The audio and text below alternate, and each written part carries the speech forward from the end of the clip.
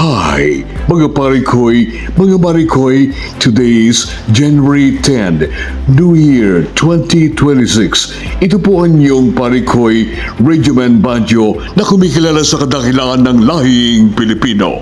Narito po ang ating weekend news. Ayuda at tupad program, bawal lang gamiting pampolitika. Shipyard sa Subic muling binuksan.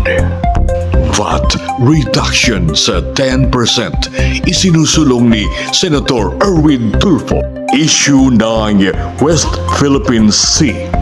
EDSA Rehabilitation inumpisan na.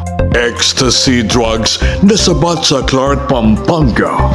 Mga naputukan bumaba ngayong 2026 ayon sa DOH. At sa bansang New York, sobrang lamig, tagus sa buto. At ngayon, para sa ating mga detalye, mga balita, dire-diretso na, walang preno. Weekend. Sa ating balitang nasyonal. Nakasaad sa bagong proposed 2026 national budget na bawal na gamitin sa politika ang pamimigay ng ayuda at tupad sa mga tao. Nakasaad na ang mga ahensya lamang ng DSWD at DOLE ang pwedeng mamigay sa mga tatanggap ng mga ito. Kasama na rito ang ahensya ng DOH para sa mga medical assistance.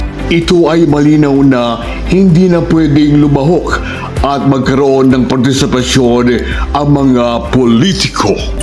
Mga balita, dire-diretso na, walang preno. Weekend. Hi! Please watch every Saturday News Pa More, hosted by Radioman Banjo. Keep on news watching. This is Dr. Jack Miole. Sa ating balitang lokal, nitong nakarang linggo, January 4, binuksan muli ang paggawa ng sasakyang pangdagat sa Subic.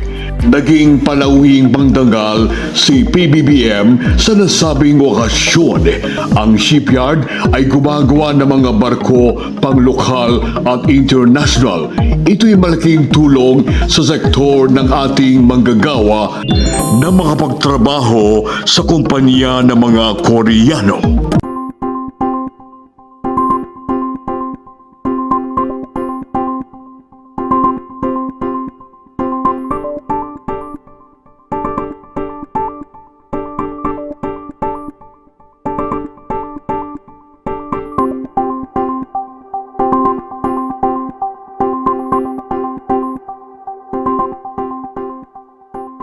Today, we will begin reclaiming our rightful place among the world's great shipbuilding nations.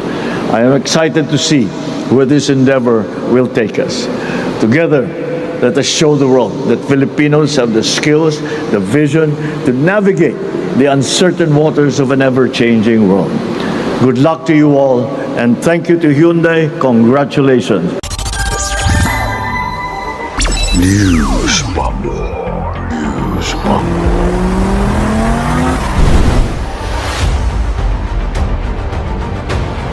Hello everyone! Please watch News Pa More every Saturday, hosted by Radioman Banjo. Kayo'y nanonood sa News Pa More.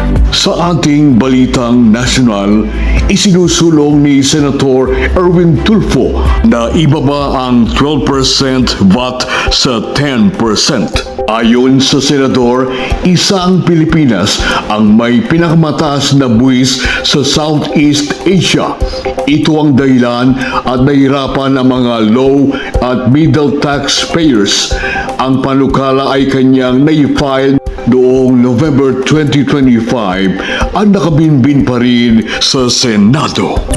Mga balita, dire-diretso na, walang preno. Weekend. Sa ating weekend news, patuloy ang pagkipaglaban ng Marcos administration sa issue pa rin ng West Philippine Sea. Ito ay para sa kapakanan ng ating mga kababayang mangingisda at maging sa soberenya ng ating bansa. Sa kabila ng paghihirap ng mga maralita, apektado na ang kabuhayan ng mga Pilipinong mangingisda sa Zambales sa ginagawang panggigipit ng mga barko ng Chino. We expect this trend to continue, not only on sea, but even air. There have been reports of joint patrols to include Air Force bombers, PLA Air Force. This will continue in 2026. News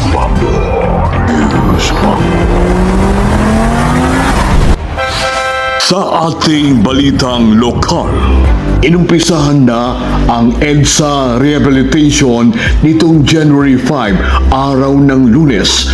Ang pag-ispalto sa kahabaan ng EDSA ay bahagi ng rehabilitation para gawing komportable ang biyahe. Gagawing ang pagkukumpani sa gabi simulang alas 10 ng gabi hanggang alas 4 ng madaling araw para hindi istorbo ito sa umaga at araw sa trapiko. Sa ating balitang lokal, mula sa coordination ng Philippine Drug Enforcement Agency o PDEA sa Bureau of Customs Clark Port, nasabat ang 2 parcels na naglalaman ng 4,000 tableta ng ecstasy drugs na nagkakahalaga ng 7 million pesos. Ang shipment ay galing ng bansang Austria at patungong Davao.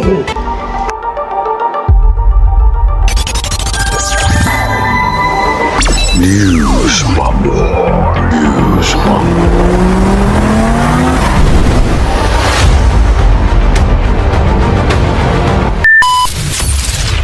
Sa ating balitang nasyonal, sa selebrasyon ng Kapaskuhan at Bagong Taon 2026, ayon sa DOH, bumaba ang bilang ng mga pasyente na isinugod sa mga ospital. Sa nakaraang taong 2024-2025, 403 ang mga injuries na mga paputok. Samantala ngayon, 235 ang mga naputukan itong taong 2025-2026. At sa ating huling balitang international.